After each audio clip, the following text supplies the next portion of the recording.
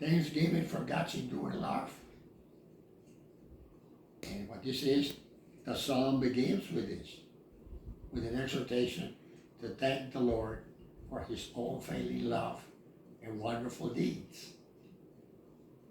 And it's presented as God's consistent posture toward his people.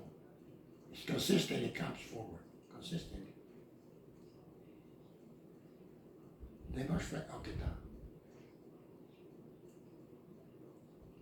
Demonstrating his patient forgiveness and eagerness to rescue and redeem him. Okay. Now, it says God's deliverance in diverse situations. The psalm illustrates God's power to what? To save, to restore through four distinct examples. Okay? To Amen. rescue and redeem them. This is the psalm of deliverance. God's power is to save and restore through four distinct examples. Now these are examples now. Amen. Okay? Now we're going to start with one of the four. The imprisonment, the illness, the mariners. Those are the four. But this is the way he explains it.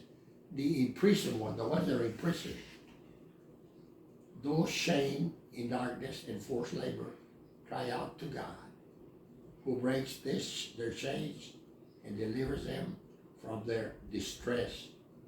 And then number two, illness.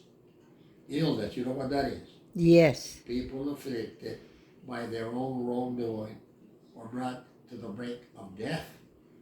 That's how serious it is. But their cries to God results in healing and deliverance from destruction. And what happened to you? Is that how you became a recipient of your healing? You drew near to the doors of death, and the Lord delivered you and brought you out. Amen. And now number three of the four, the mariners.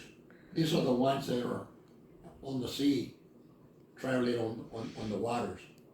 This is, they call them mariners, they call them seafarers. They are caught in a tempest, call out to the Lord. They call out to him when they're caught in the tempest stop.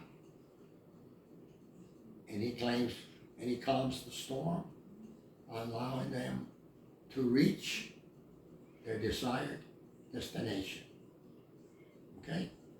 Amen. Now, this is a brief example all over again of the four. It says God's sovereignty over the land and the sea. What does that mean? God's power over land and sea. Amen. Right? Right. Okay, the psalm culminates, or it finishes, with the declaration of God's power to transform the landscape. He's got the power to do so.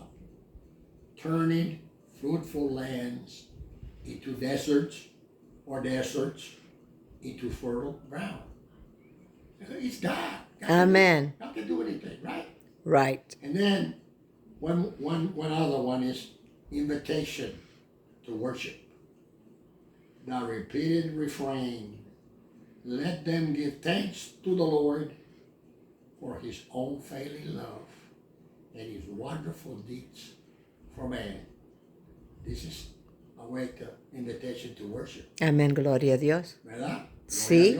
Gloria a Dios. That's what it means. Serves as an invitation to all those who been redeemed to come. Now, they're saying something about a symbolic meaning. They're explaining the four of them in different ways.